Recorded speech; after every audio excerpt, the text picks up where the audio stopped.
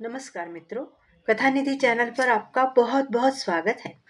हमारी आज की कहानी पुष्पा भाटिया जी की लिखी कहानी है। कहानी का नाम है स्वीकृति। तो चलिए कहानी शुरू करते हैं। मोबाइल पर नीरा से विभू ने कहा, मैं तुम्हें लेने आ रहा हूँ। बिना किसी पूर्व सूचना के कैसे आ रहे हैं? जरूर कोई खास बात होगी। ये सोचकर नीरा ने डॉक्टर स्वाति को अपने कैबिन में बुलाकर बाकी मरीजों को उसके हवाले किया और खुद नीचे कॉरिडोर में पहुंच गई। विभू नीचे गाड़ी में बैठे उसकी प्रतीक्षा ही कर रहे थे। भैया का फोन आया था अस्पताल से।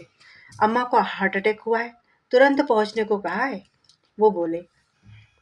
विभू की आवाज के भारीपन से ही नीरा ने अंदाजा लगाया कि अपने घर से अलग के 3 सालों के लंबे अंतराल से मन की दबी उनकी भावनाएं इस पल जीवंत हो उठी हैं। पति के बगल में बैठी नीरा की आंखों की पलकें बार बार गीली होने लगी। पलकों की ओट में दुब की तमाम यादें उभर आईं।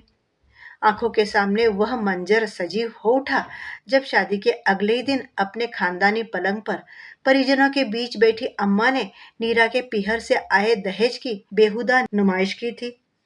बड़ी भाभी के पिता का सूरत में कपड़े का बड़ा व्यापार था। दहेज में हीरे जवाहरात के साथ लाखों की नकदी भी लाई थी वे। दान दहेज चाहे न देते, बारात की आओ भगत तो सही तरीके से करते। मछली भाभी अपने पीहर का गुणगान ऊंचे स्वर में करने लगी थी। विभू ने उसे बताया था कि मजली भाभी इकलौती बेटी है, सिर चढ़ी भी है। आजकल अपने भाई के साथ साझेदारी में मजले भैया को ठेकेदारी का काम खुलवाने की फिराक में है। बेशक शिक्षा और स्वास्थ्य के आधार पर भैया का चयन अच्छा है, बस डर इस बात का है कि पढ़ी लिखी ज्यादा है, ऊपर से है भी छोटे घर की। पता नहीं हमारे घर से तालमेल बना पाएगी या नहीं। उमा दीदी ने लंबी सांस खींचते हुए कहा था। इस घर के तीनों बेटों में से विभू ही ऐसे थे जिन्होंने इंजीनियरिंग तक शिक्षा प्राप्त की थी। दोनों बड़े भाइयों ने जैसे तैसे ग्रेजुएशन किया। पापा ने उन्हें गद्दी पर बिठा दिया और धनाढ्य परिवारों की 8वीं और 10वीं पास लड़कियों से छोटी उम्र में ही उनका ब्याह भी करवा दिया। दोनों बहुओं के यहाँ से अम्मा को दान दहेज हमेशा ही मिलता रहता, लेकिन जब तीसरी के समय उनकी उम्मीदों पर पानी फिरा तो अलाव सी वह सुलग उठी थी। अम्मा ने ढेरों उदाहरण पेश किए तो विभू भी अपना आपा खो बैठे थे। अम्मा, नीरा के पिता सरकारी दफ्तर में अफसर है, सीमित आमदनी में से नीरा को डॉक्टर बनाया, फिर भी जो कुछ उनसे बन पड़ा दिया तो है, खाली हाथ तो विदा किया नहीं है। जुम्मा जुम्मा 2 दिन की पहचान नहीं और लगा बीबी की तरफदारी करने। थोड़े दिनों बाद तेरे ही सिर पर चढ़कर बोलेगी। अम्मा की गंभीर आवाज और अभिजात दर्प से भरे व्यक्तित्व की छाप नीरा आज तक कहाँ मिटा पाई। सुहाग रात को फूलों से महक रहे कमरे में रेशमी मखमली चादर पर पति के आगोश में लेटी नीरा गीली लकड़ी की तरह सुलगती रही थी।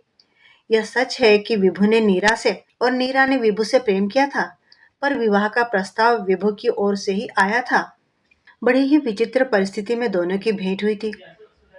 नीरा उन दिनों सरदार पटेल अस्पताल में इंटर्नशिप कर रही थी।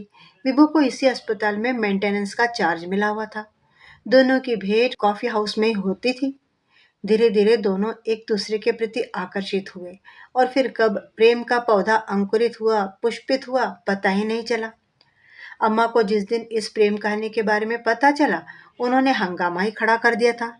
शान शौकत, धन दौलत, मोटर गाड़ी के रंग में रंगी अम्मा को नीरा जरा नहीं भाई थी। एक तो विजाती, दूसरे डॉक्टर और घराना भी कोई खास नहीं। नीरा भी बार बार विभू से यही दोहराती रही थी, मैं एक मध्यम वर्गीय परिवार की साधारण से कन्या हूँ, तुम्हारे संभ्रांत परिवार की कसौटी पर कहीं भी खरी नहीं उतर सकती। पर विभू हर बार यही कहते, तुमसे लगाव मेरा मानसिक स्तर पर है, दान दहेज रुपए पैसे तो हाथ का मैल है।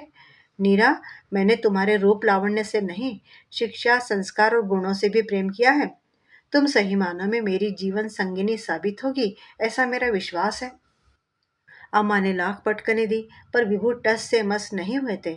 नीरा से विवाह नहीं तो आजन्म कुंवारे रहने की बात उन्होंने जैसे ही माँ से कही, अम्मा ने बेमन से हथियार डाल दिए थे। ब्याह का दूसरा ही दिन था। फेरा डालने की रस्म पूरी करने के लिए भाई रोहित उसे लेने आया। अम्मा ने एक नजर फल और मिठाई के टोकरों पर डालकर मुंह दूसरी ओर फेर लिया था। ये सब क्यों भिजवा दिया समधन जी ने? वह उफनते हुई बोली, और फिर उसी टोकरी में से कुछ फल, थोड़ी सी मिठाई और एक सस्ती सी कमीज अलमारी में से निकालकर उन्होंने रोहित के गोद में रखी। तभी रसोई के दरवाजे पर खड़ी मझली भाभी की कुटिल हंसी में डूबी आवाज आई, बहन के ससुराल से मिली चीज का चाव तो होता ही है भाई को, कहीं आना जाना हो तो पहनना। हाँ, संभ्रांत परिवार से आई इन औरतों का दर्प कहीं भीतर तक नीरा को साल गया था। अपमान की यह पहली किरच थी। फिर तो दिन रात जाने अनजाने कई किरचे छलनी करती गई थी उसे। ब्याह को कुछ ही दिन हुए थे। विभू और नीरा देर रात गए हनीमून से लौटे थे। सफर की थकान और एक दूसरे के प्रेम में पगे जोड़े की सुबह कब हुई पता ही नहीं चला। दूर किसी मिल का भोंपू चीखा तो नीरा की नींद भंग हुई। अस्त व्यस्त सी वह उठी तो किसी ने जोर से दरवाजा खटखटा दिया। सामने अम्मा खड़ी थी। उनकी आंखें क्रोध बरसा रही थी। कमरे में आते ही विभू पर बरस पड़ी। पूरा दिन बहू की ही गोद में बैठा रहेगा। अब यह यहीं रहेगी, कहीं नहीं जाएगी। जब जी चाहे इसकी गोद में बैठ लेना, पर इससे यह कह कि थोड़ा बहुत गृहस्थी का भी बोझ संभाले। अम्मा आंधी की तरह आई थी, तूफान की तरह निकल गई। नीरा संकोच से घिर गई। इस घर की सभी महिलाएं 8 बजे से पहले उठती ही कब हैं? पत्नी की उदासी पहुंचने का प्रयास करते हुए विभु बोले, कई बार एक बात की चिढ़ दूसरी बात पर निकलती है। देखना, देर सवेर तुम्हें अम्मा जरूर अपना लेंगी। माँ का दिल है, कोई संकरी गली नहीं है। सुबह सुबह नीरा चौके में चली तो गई, पर कभी दूध का गिलास, कभी फ्रूट जूस, कभी शहद बादाम कटोरी में लिए उसके आगे पीछे घूमती। अपनी माँ का चेहरा उसकी आंखों के आगे घूम गया। कोई सब्जी कटवाने भी पास नहीं फटका था। विभु ने उसे पहले ही बता दिया था कि बहाने बनाने में दोनों भाभीियों को महारत हासिल है। नीरा ने पूरी टेबल पकवानों से सजा दी थी। शाम को घर लौटते समय उमा दीदी के मुंह से अनायास ही निकल गया, नीरा, बहुत अच्छा खाना पकाती हो। पहली बार पीहर में छक कर खाया है मैंने। दोनों भाभीियों ने तो कभी पानी का गिलास भी ढंग से नहीं पकड़ाया। उस पल नीरा ने कनखियों से अम्मा के चेहरे के उतरते चढ़ते भावों को पढ़ने का प्रयास किया। शायद प्रशंसा के दो बोल उनके मुंह से भी फूटे, पर ऐसा कुछ हुआ नहीं। एक दिन फोन पर पापा बोले, नीरा, बेटी कब से ज्वाइन कर रही हो? कल ही डॉक्टर अस्थाना मिली थी, तुम्हारे बारे में पूछ रही थी। सोच रही हूँ पापा, उसने धीरे से कहा। बाकी के शब्द उसके गले में ही अटक कर रह गए थे। डॉक्टर हो, इस तरह घर बैठने से प्रैक्टिस छूट जाएगी। इतना कहकर उन्होंने फोन काट दिया था। इतने में विभू कमरे में आ गए थे। साथ में बड़े भैया भी थे। बोले, किसका फोन था? समधी जी का, अम्मा बोली। बेटी को नौकरी पर जाने के लिए भड़का रहे थे। नीरा सोचती रह गई थी कि इन्हें कैसे पता चला कि पापा का फोन था। वैसे विभू की बहू को नौकरी करने की क्या सूझी? बड़े भैया ने अम्मा से ऐसे पूछा मानो कोई अनहोनी ही होने जा रही हो। बेटा, मध्यम परिवार की बेटी है। समधी जी की आमदनी से तो घर भर ही चलता होगा। अगर परिवार के सभी सदस्य न कमाए तो गुजारा कैसे हो? जिन्हें घर से बाहर निकलने की आदत होती है, उन्हें घर तो काटने को दौड़ेगा ही। रात को खाने की मेज पर नीरा की पेशी हुई। परिवार के सभी सदस्यों के बीच सर्वसम्मति से एक प्रस्ताव पारित किया गया कि नीरा नौकरी कर सकती है, पर घर की व्यवस्था चरमरानी नहीं चाहिए। उस दिन विभू को घर में अपना कद छोटा दिखाई दिया था। इस घर के सभी लोग क्यों उसकी पत्नी को नीचा दिखाने पर तुले हैं? महज इसलिए क्योंकि वह पढ़ी लिखी है और दहेज में तगड़ी रकम नहीं लाई है। और फिर कौन सी व्यवस्था की बात की जा रही है? सुबह देर से उठना, देर रात तक जागना, 24 घंटे टीवी पर बेसिर पैर के चैनल बदलना, अंग्रेजी धुन पर बच्चों का नाचना और घर से बाहर निकलकर ट्यूशन पढ़ना, चौका महाराजन के सुपुर्द करके गहने बनवाना, गहने तुड़वाना, क्या यही सब? उसके बाद पाबंदियों की लंबी चौड़ी फेहरिस्त पकड़ा दी गई। अगली सुबह 5 बजे उठकर नीरा ने दौड़ भागकर काम निपटाया। सास जी रक्तचाप और आर्थराइटिस की मरीज थी।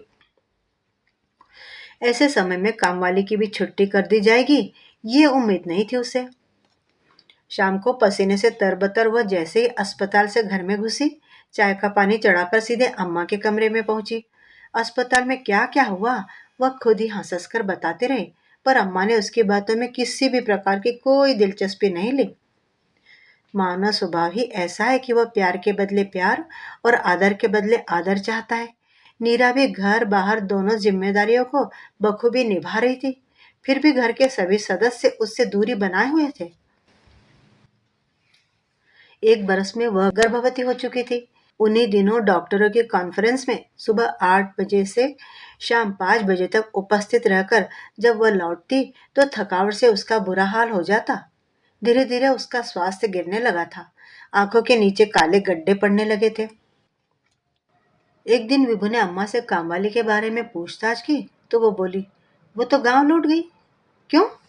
असल में अम्मा इतनी मीन मेख निकालती थी कि कोई कामवाली 2-3 महीनों से ज्यादा उनके घर में टिकती नहीं थी। और जब से नीरा ने चौका संभाला है तब से तो वह कामवाली को ढूंढने के बारे में पूरी तरह से बेपरवाह हो गई थी। 1-2 दिन के बाद में विभु ने फिर नौकरानी का विषय उठाया। अम्मा गरज पड़ी, आजकल धर्म तो रहा ही नहीं, जात बिरादरी जैसी बातें भी भूल गए। अब क्या बिना नहाए धोए नौकर भी चौके में घुसेंगे? इस पर विभु का स्वर भी ऊंचा हो गया था। अम्मा, दोनों भाभियां मुझसे उम्र में बड़ी हैं, इसलिए उनके बारे में कुछ कहा नहीं जा सकता, पर मीता तो थोड़ा बहुत घर गृहस्थी के कामों में हाथ बटा सकती है। कभी आपने सोचा है आपके लाड प्यार से वह कितनी बिगड़ती जा रही है? इसे भी तो दूसरे घर जाना है कल को। क्या यह ठीक है कि घर की सभी औरतें हाथ पर हाथ धरे बैठी रहें और बेचारी नीरा घर के काम में अकेली जुटी रहे? तो किसने कहा इसे नौकरी करने के लिए?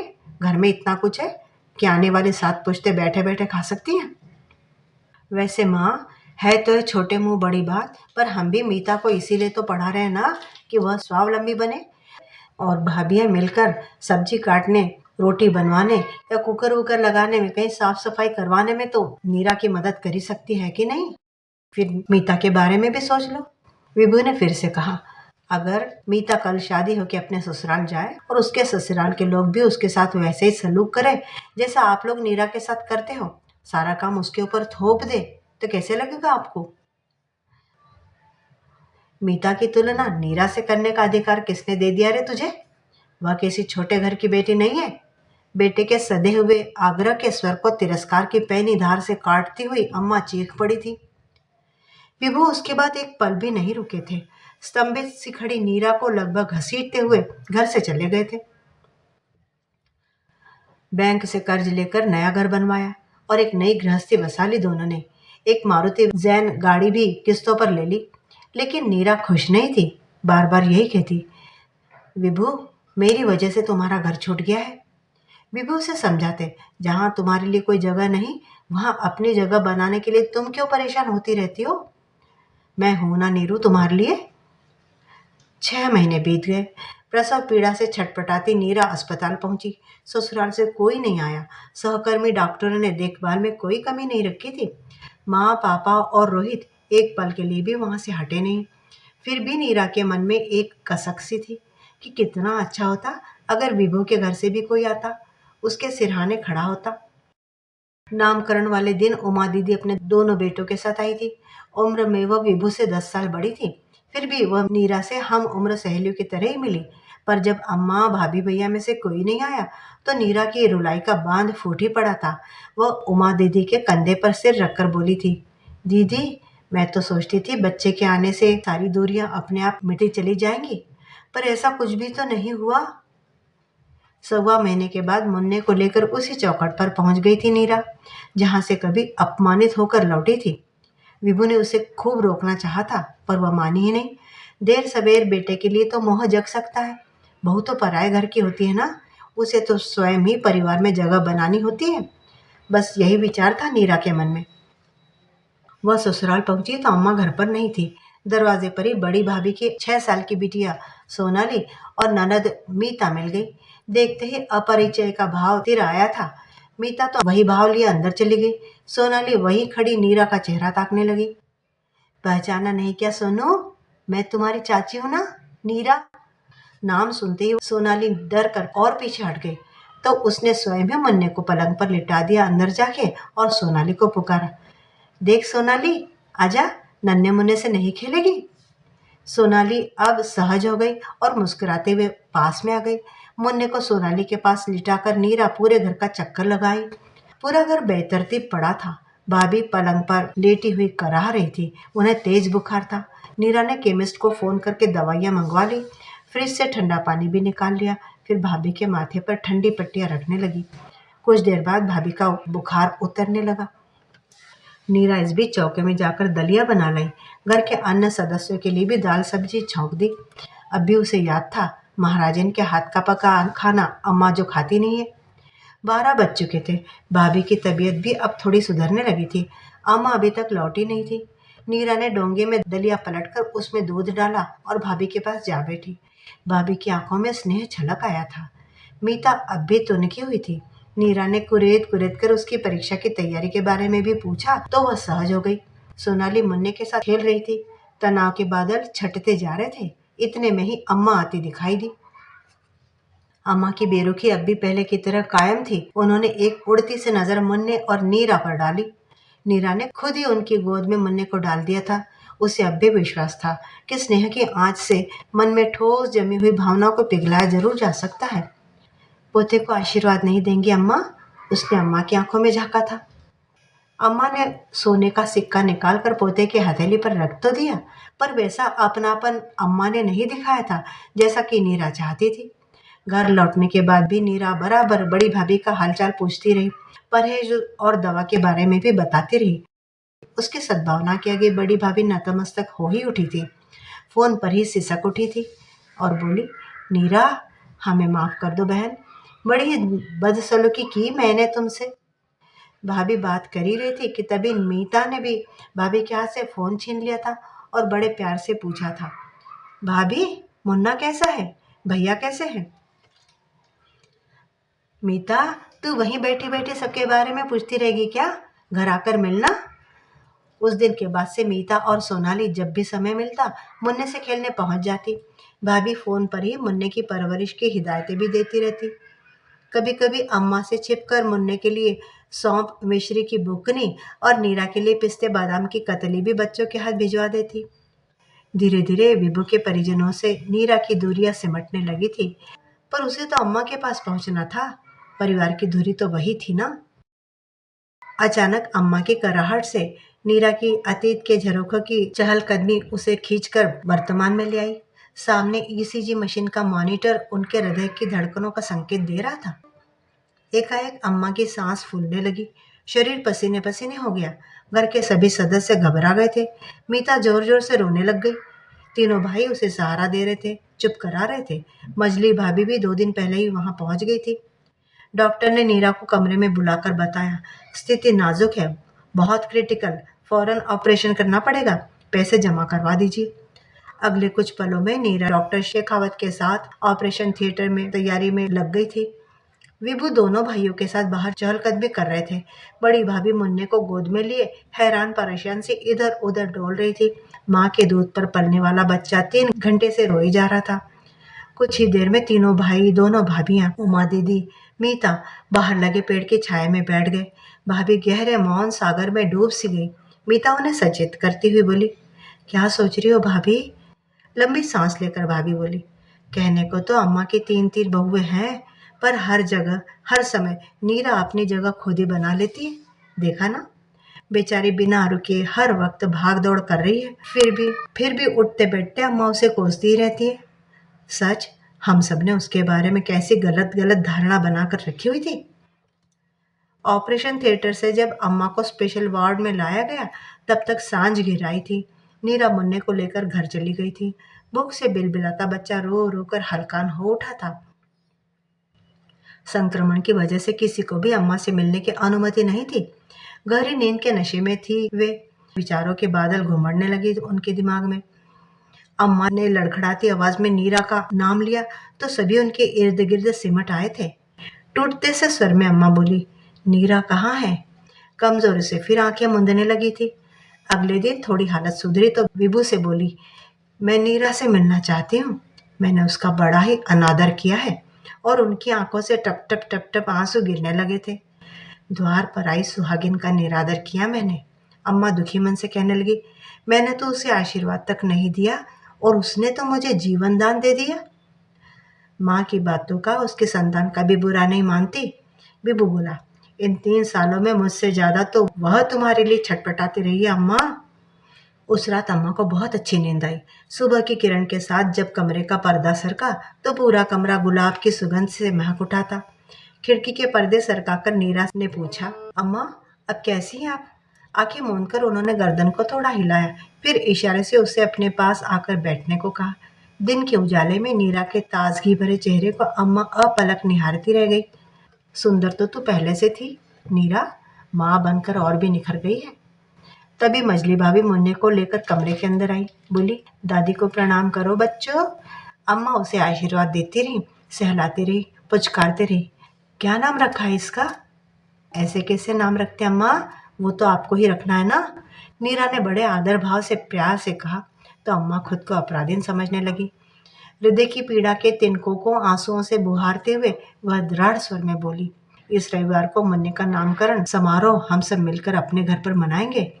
जिस चौखट से तुम अपमानित होकर निकली थी बेटी, वहीं पर आशीष पाने के लिए लौट आना। अम्मा की आंखें नम हो उठी थी। न जाने कब आंसू के दो बूंदे टपक कर नीरा की हथेली पर टपके आंसुओं से मिल गए। नीरा को महसूस हुआ कि ससुराल की देहरी पर उसने आज पहली बार ही कदम रखा है जैसे। मित्रों, अभी आप सुन रहे थे पुष्पा भाटिया जी की लिखी कहानी स्वीकृति। उम्मीद है कि कहानी अच्छी लगी होगी। कहानी के बारे में अपनी राय लिखिए। अच्छी लगी हो तो लाइक भी कीजिए और चैनल पर नए हैं तो चैनल को सब्सक्राइब भी ज़रूर कर लीजिएगा। कहानी सुनने के लिए बहुत बहुत धन्यवाद। आपका दिन शुभ हो।